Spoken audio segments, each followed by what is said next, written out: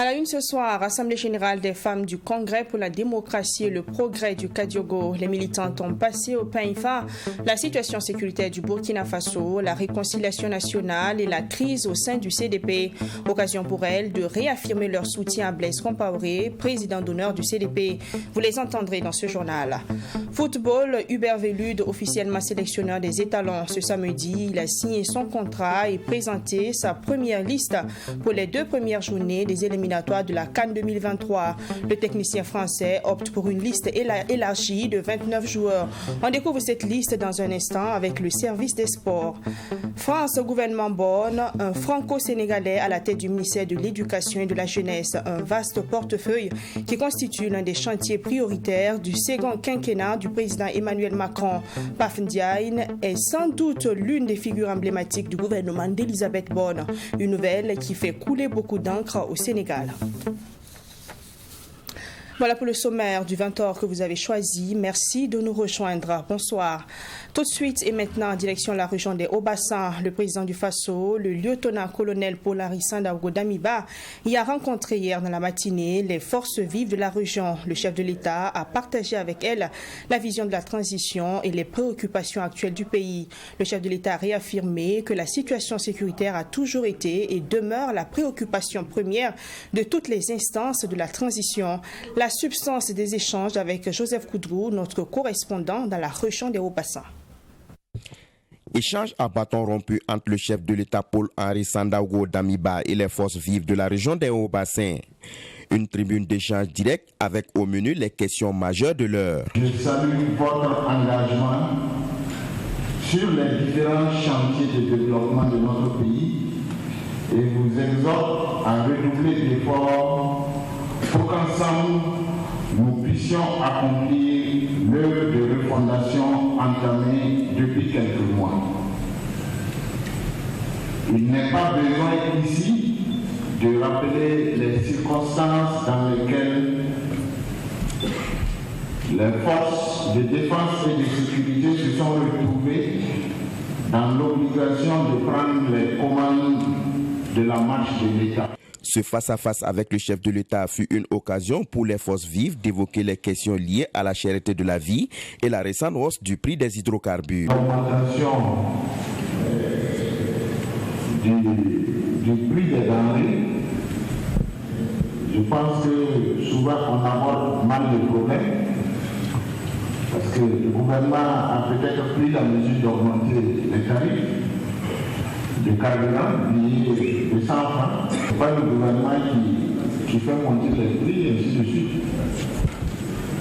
Donc à qui rejeter la faute, c'est d'abord sur nous-mêmes. Donc nous suivons aussi cette situation. Des mesures urgentes ont été prises pour essayer soit d'importer à faible coût certaines denrées de grande consommation et essayer de revoir surtout au niveau des acteurs qui sont dans le stockage là, nous pensons que nous allons parvenir à les dévisser. Nous aussi, on va s'approvisionner et puis donner aux populations. Sur la question sécuritaire et comme il fallait s'y attendre, le lieutenant-colonel Paul Henri Sandaogo a été interpellé sur la question de la diversification des partenaires militaires dans la lutte contre le terrorisme. Soyez rassurés qu'un pays n'est jamais collé à un autre pays à vie. Le problème que vous posez, à mon avis, même s'il est pertinent,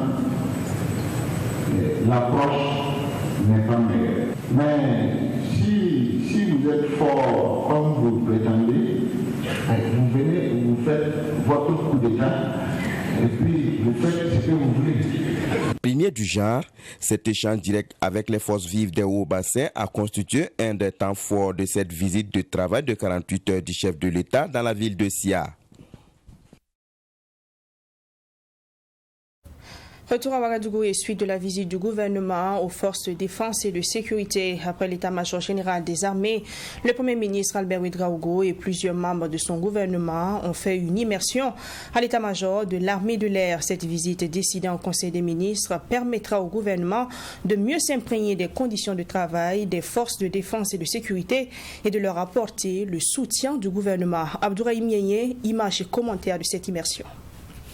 Cette visite gouvernementale dirigée par le chef du gouvernement s'inscrit dans le cadre du programme d'immersion décidé en Conseil des ministres. Elle a permis au gouvernement de s'imprégner des conditions de vie et de travail des éléments de l'armée de l'air et de les encourager dans l'accomplissement de leur travail.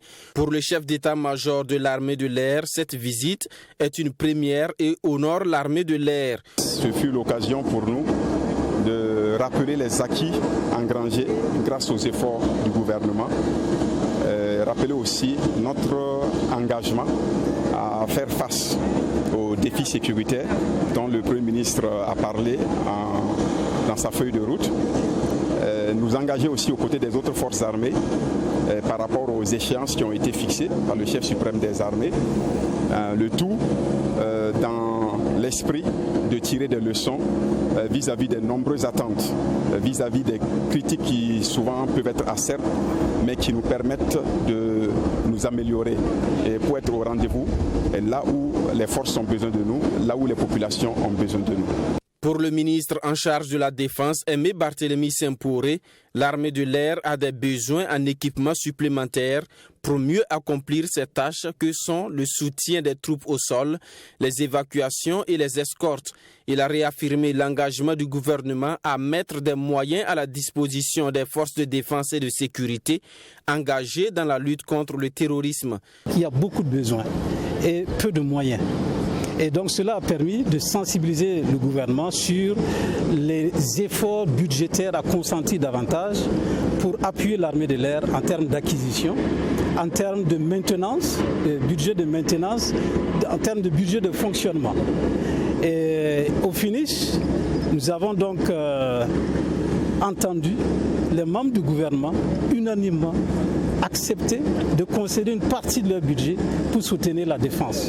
Cette visite aura donc permis aux membres du gouvernement de voir l'organisation de l'armée, ses missions, ses défis et les perspectives. Le chef du gouvernement a prodigué des conseils aux éléments des forces de défense et de sécurité et les a encouragés dans la mission de défense de la patrie. Je le disais en titre, les femmes du Congrès pour la démocratie et le progrès CDP du Kadiogo ont tenu ce samedi une assemblée générale de mobilisation des militantes. Objectif, apporter leur soutien au premier responsable du CDP, El Historique. C'était l'occasion de revenir sur la vie du parti, secoué depuis plusieurs mois par une crise interne. L'avènement du MPSR s'est aussi invité à cette assemblée générale des femmes du CDP du Kadiogo. Michael Tougré.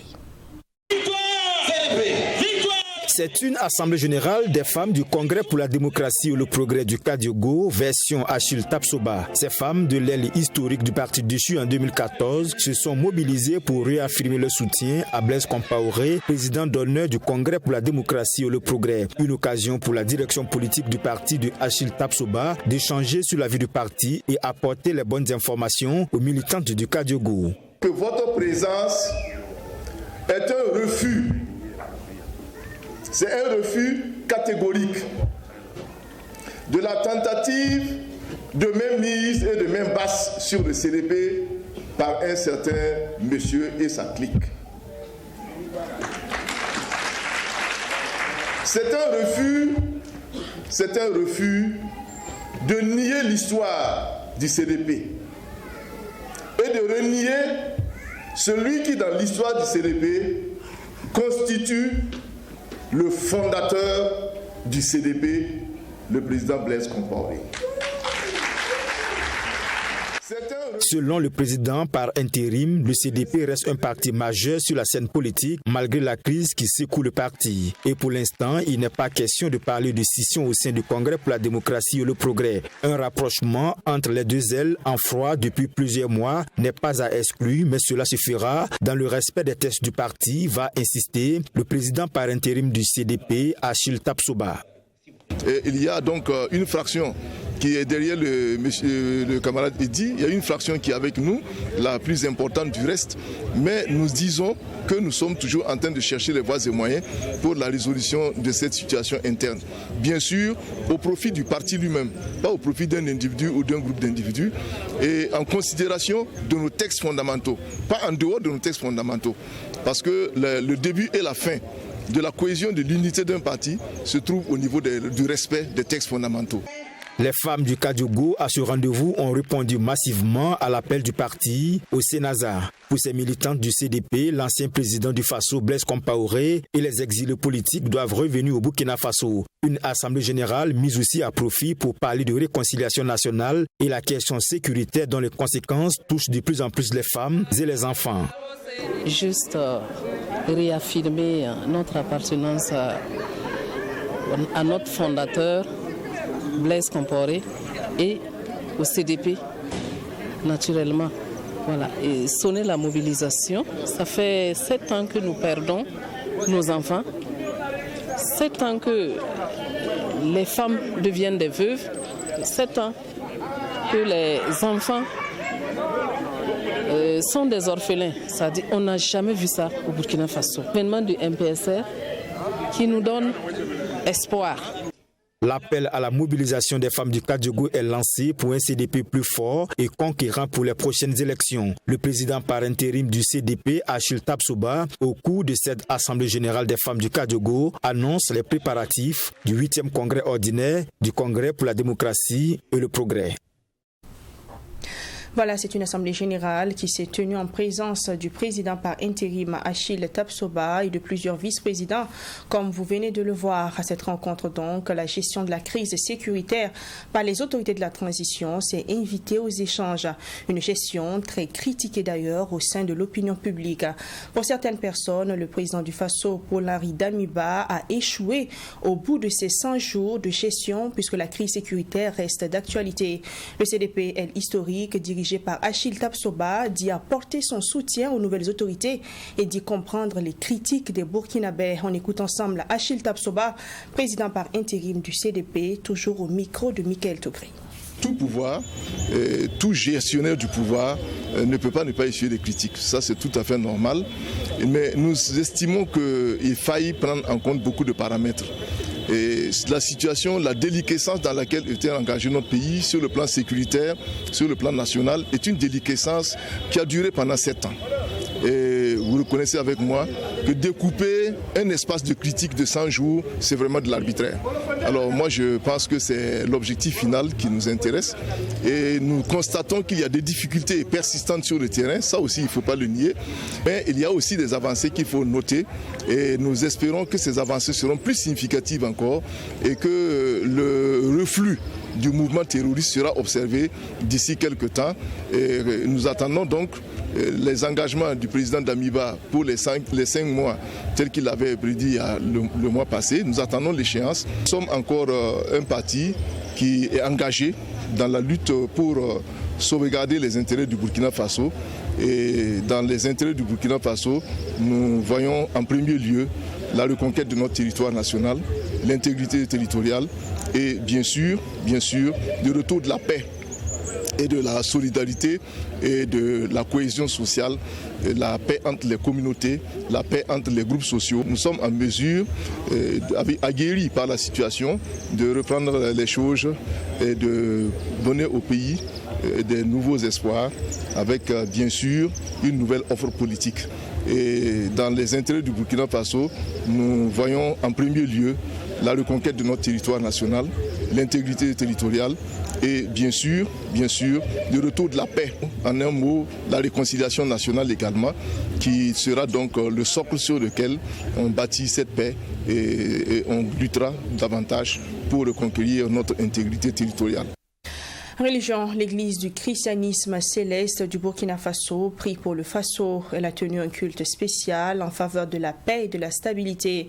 Le pays fait face à une crise sécuritaire depuis 2015, une crise sécuritaire due à des attaques terroristes qui endeuillent au quotidien les populations. C'est pour contribuer à faire reculer, voire anéantir cette crise sans précédent qu'elle a initié donc cette prière. Une prière tenue ce samedi. Les images avec Alexis Belemnaba.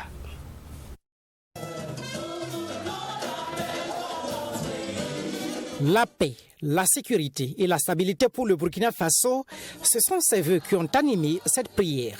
Initiée par les fidèles chrétiens de l'église de la paroisse Sainte-Rita de Sissin ce samedi 21 mai, ce culte spécial vise à rechercher et à consolider la paix au pays des hommes intègres en proie à l'insécurité. En union de prière, ces fidèles chrétiens invoquent l'Éternel Dieu afin que la vraie paix revienne au Burkina Faso. Mais puisque notre Seigneur Jésus nous recommande de prier sans cesse, c'est pourquoi aujourd'hui nous avons organisé un culte spécial pour prier pour la paix, la stabilité et la sécurité au Burkina Faso, qui en dépend aussi du développement de notre Église et de la paix dans notre Église. Sans la paix, nous ne pouvons pas venir adorer notre Dieu dans nos différentes paroisses. C'est pourquoi il est important que nous prions en tout temps, en tout lieu. Le vivre ensemble et la cohésion sociale sont également au menu du culte de ce jour.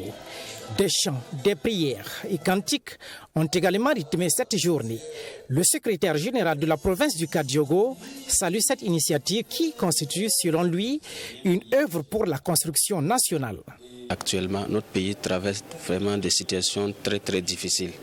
Et nous osons croire que les prières de toutes les communautés pourront vraiment nous faire sortir de cette situation pour que nous retrouvions notre Burkina qui, jadis, était un pays d'hospitalité, un pays de paix.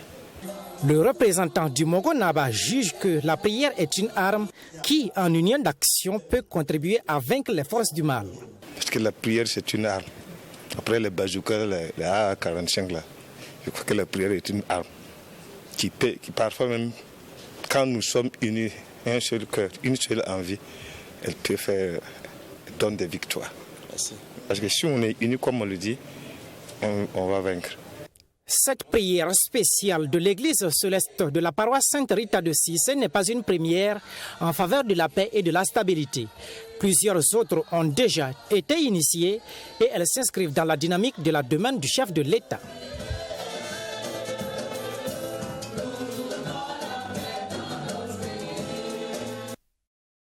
Pour la première fois, le Burkina Faso va commémorer officiellement la Journée mondiale de l'Afrique. Après le Mali qui a abrité la 11e édition, c'est au tour du Burkina Faso d'accueillir la 12e édition avec au programme des conférences débats, une cérémonie de récompense des médias burkinabés et des artistes.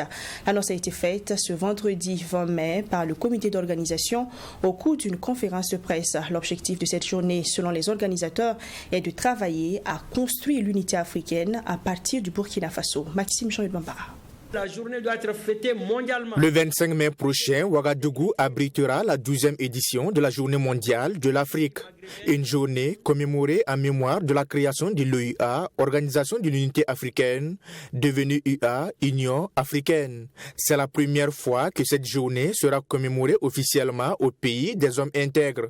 Et pour le comité d'organisation, le choix du Burkina Faso n'est pas fortuit. Le choix du Burkina, c'est par rapport d'abord au pays là où il y a la royauté qui est respectée. La culture est respectée et nos traditions ainsi que nos valeurs. Et le Burkina Faso a besoin de cette édition. Et cette édition, nous avons aussi fait des enquêtes par rapport à cette journée qui est la journée de l'intégration africaine. C'est célébré partout. Même ici, c'est célébré, mais chacun célèbre maintenant à sa manière. L'objectif recherché est que à partir du Burkina, on arrive à construire un pays. On arrive à être utile dans un pays. Et à travers le Burkina, nous voulons donner une leçon aux autres pays africains. À moins d'une semaine de l'événement, le comité d'organisation se dit prêt pour cette commémoration qui sera marquée par des conférences débats, des remises de prix et d'attestations de reconnaissance à des médias burkinabés ainsi qu'à certains artistes. Nous voulons donner une leçon aux autres pays africains. Et ça sera le premier pas. C'est pourquoi nous avons engagé à peu près 15 salons et 10 festivals ici au Burkina en ajoutant maintenant la nuit royale, qui est un espace de reconnaissance et de mérite à nos familles royales, nos familles des pères de l'indépendance, nos familles des bâtisseurs et les acteurs africains au développement. Et il y aura aussi 3 acteurs burkinabés au développement qui seront primés ici. En marge de la Journée mondiale de l'Afrique se tiendra du 10 au 18 juin à la place de la Nation le Festival international du brassage culturel, éducatif et d'échanges commerciaux dénommé Faso Triangle. À l'issue de ce festival se tiendra également la Nuit royale UCAF Awards le 19 juin à la salle des banquets de Ouaga 2000. Les pays invités d'honneur sont le Ghana, le Mali, la Guinée équatoriale, avec la participation des autres pays africains ainsi que la diaspora africaine et les afro-descendants. On aborde maintenant le deuxième grand titre de ce 20h, football. La Fédération burkinabé de football a procédé ce samedi 21 mai à la présentation et à la signature du contrat du sélectionneur des étalons, Hubert Velud. C'était l'occasion également pour ce dernier de dévoiler la liste des 29 joueurs qu'il a retenus pour la première et la deuxième journée des éliminatoires de la CAN 2023 en Côte d'Ivoire. Notons que ces joueurs seront d'abord en stage à Marrakech le 29 mai prochain. Assami Touré.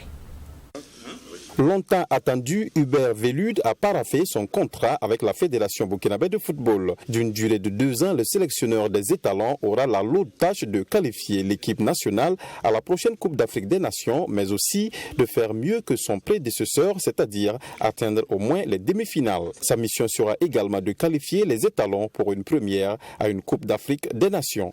La première étape, comme il a dit, il faut qu'on soit qualifié pour la CAN en Côte d'Ivoire, CAN 2023. Le Burkina a vraiment une exigence aujourd'hui. Ce n'est plus si on est qualifié, c'est bon, mais il faut forcément être qualifié.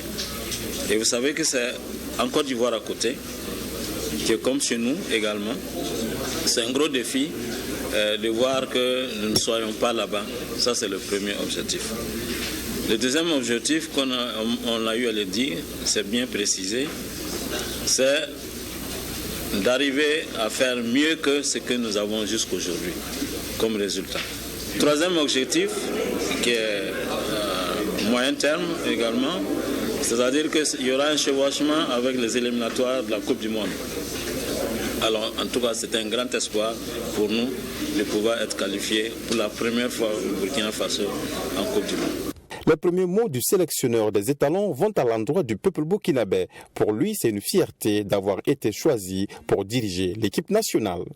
Mes premiers mots qui vont vers, je dirais, vers vous et vers le peuple burkinabé, c'est bien sûr une grande fierté, un grand honneur d'être sélectionneur national du Burkina Faso aujourd'hui. C'est un grand honneur. Mes premiers mots, c'est vous dire aussi que mon engagement sera total. Mon engagement sera total pour la réussite de l'équipe nationale, mais aussi pour le développement du football au Burkina Faso. Et comme c'est dévancier, Hubert Velud a fait appel à 29 joueurs pour défendre les couleurs du pays. Parmi ces joueurs, on retrouve les habitués en sélection, le retour de quelques-uns comme Aboubakar Babayoure Sawadgo et Mohamed Lamine Ouattara. Quelques nouveaux font leur apparition pour la première fois également, en l'occurrence Cheikh Omar Ouedraogo de l'Asfa Eninga, Abdul Razak Yoda de Ibro au Danemark, Abdul Meker Yabré en Italie et Ousseini Bouda aux États-Unis. J'aurais souhaité, bien sûr, entamer le travail plus tôt. Je me suis débrouillé un peu. Je me suis débrouillé et j'ai décidé de faire des choix par rapport à ce que j'ai vu, par rapport à des renseignements, par rapport à plein de choses. C'est sûr que les circonstances de mon arrivée un peu tardive, au niveau du choix de la liste, aujourd'hui n'est pas forcément parfaite. Je pense voilà. À 2 semaines du début des éliminatoires pour la CAN 2023, Hubert Velud dit avoir la pression, mais son objectif premier est de se qualifier pour cette Coupe d'Afrique. Burkina Faso, la barre est très haute. Donc je pense qu'il faut absolument se concentrer sur des objectifs par étape, par palier. Il faut absolument remplir le premier objectif, qui est évidemment la qualification à la CAN 2023. Et il ne faut pas banaliser cet objectif. Il faut qu'on soit humble par rapport à ce premier objectif. On verra dans un deuxième temps, effectivement, si on peut faire passer un palier au niveau des résultats. À la CAN. Je dirais même qu'il y a presque un troisième objectif après qui peut suivre.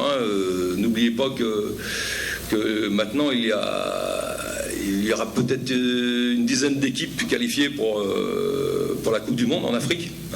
Les étalons pour la première journée seront face au Cap-Vert le 3 juin à Marrakech et le 7 pour la deuxième journée contre les Swatini à Johannesburg.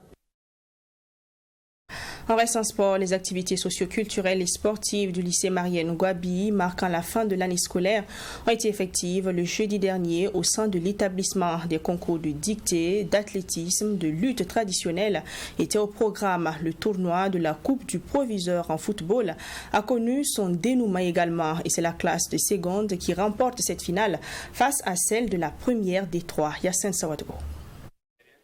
Des activités socio-culturelles pour clore en beauté l'année scolaire. C'est le choix fait par les premiers responsables du lycée Marienne Gwabi. Des compétitions qui ont permis aux élèves de montrer leur savoir-faire et d'être récompensés. Celle qui a retenu l'attention des élèves et encadreurs est cette finale de la Coupe du Proviseur.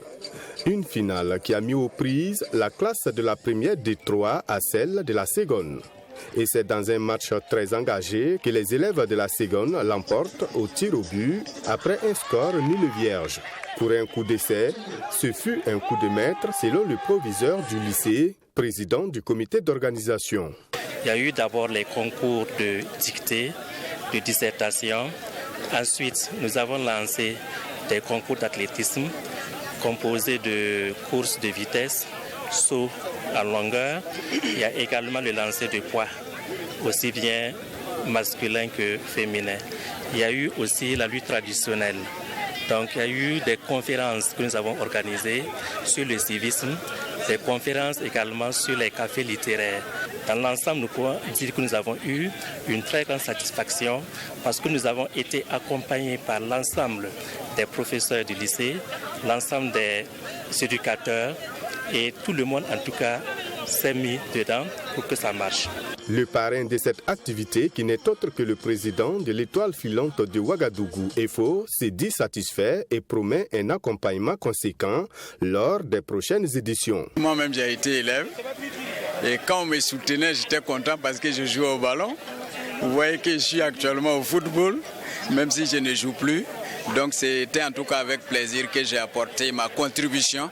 Parce qu'il faut dire que les acteurs sur le terrain avaient déjà fait le travail. Ils ont mis en place une organisation. Donc ça complète en fait l'éducation des enfants. Et comme nous avons voulu joindre un peu les questions d'éducation civique, de citoyenneté à l'action footballistique et à l'éducation, je pense que c'est des choses qui vont ensemble. Et c'est avec en tout cas joie que nous avons accepté de parrainer cette activité. Les premiers aux différents concours ont tous été récompensés. En football, c'est la seconde qui s'adjuge le trophée, plus une enveloppe. Toujours en football, la première finale du premier cycle a vu la victoire de la classe de 4e aux dépens de celle de la 3e. Au Mali, après la décision des autorités de la transition de retirer le pays du G5 Sahel, le président de la transition, le colonel Assimi Goïta, a reçu en audience le ministre de la Communication du Tchad, Abdraman Kouramala, porteur de message du président tchadien et président en exercice du G5 Sahel, et le ministre des Affaires étrangères, de la coopération et des Mauritaniens de l'extérieur, Med Salem Ould Merzoug, porteur de message du président mauritanien. Avec les deux délégations, il était question du retrait du Mali du G5 Sahel, une décision prise le 15 mai dernier par le gouvernement de la transition au Mali. Le président tchadien invite les autorités maliennes à reconsidérer leur décision. Je propose d'écouter Abdraman Kouramala, le ministre tchadien de la communication, au sorti de l'audience. Nous ne perdons pas espoir à ce que le Mali puisse retrouver tous ses droits au sein du G5 Sahel. La difficulté principale, c'est une difficulté au niveau régional et nous espérons que tous ces obstacles soient levés. Le Mali est quand même aujourd'hui sous embargo, un embargo difficile pour le peuple malien. Et tous ces problèmes doivent être résolus ensemble. Et quand les problèmes seront résolus dans leur globalité, les questions qui sont liées au départ du Mali seront levées de façon très simple et que le Mali pourra un jour revenir. Nous n'avons aucune leçon à donner au Mali. Nous n'avons ni la capacité ni l'envie de donner des leçons au Mali. Le Mali est libre et souverain et prend souverainement ses décisions que nous respectons. Maintenant, l'avenir du G5 Sahel se fera dans les jours qui viennent. On verra qu'est-ce que ça va donner. Le G5 Sahel continuera sa mission, mais le Mali reste quand même un élément clé de ce G5 Sahel et nous gardons l'espoir de voir tout ça être résolu dans sa globalité. On termine avec cette annonce qui fait déjà couler beaucoup d'encre. Jean-Michel Blanquet a passé vendredi le flambeau à Pape Diagne, normalien. Il est reconnu pour sa carrière académique brillante, nommé à la tête du Musée national français de l'histoire de l'immigration au Palais de la Porte Dorée à Paris depuis 2021. L'historien va désormais poser au ministère de l'Éducation. Cette nomination a été bien accueillie à Dakar. Bonsoir, merci. Pape Ndiaye était inconnu au Sénégal jusqu'à sa nomination au poste de ministre de l'Éducation et de la Jeunesse dans le gouvernement français. Depuis son entrée dans l'exécutif, ses origines sénégalaises lui ont donné une certaine notoriété. Ça raffermit les relations entre le continent africain et l'Occident, d'une manière générale, particulièrement entre la France et le Sénégal. C'est une très bonne chose et on doit, comment dirais-je, tous être solidaires avec ce gouvernement pour que la paix et la sécurité et la concorde reviennent dans l'Europe, en Afrique et dans tout le monde d'une manière générale. Si sa nomination apparaîtrait selon certains comme le reflet de relations entre le Sénégal et la France, d'autres par contre n'y voient en revanche aucun fait à célébrer. La France et le Sénégal sont liés par l'histoire. Il ne faut donc pas s'étonner de voir Pape Ndiaye nommé ministre en France. D'ailleurs, ce n'est rien par rapport à tous les privilèges que la France a en Afrique et particulièrement au Sénégal. Pour moi, cette nomination n'est pas en fait extraordinaire. Né d'un père ingénieur sénégalais et d'une professeure française, la nomination de Pape Ndiaye, historien, spécialiste des minorités et directeur du musée de l'immigration de Paris, a déjà fait réagir les partis d'extrême droite françaises. C'est la fin de ce 20h. Merci de l'avoir suivi. Je vous retrouve la semaine prochaine, certainement aux éditions de la mi-journée. Portez-vous bien et passez un très bon week-end. Bonsoir.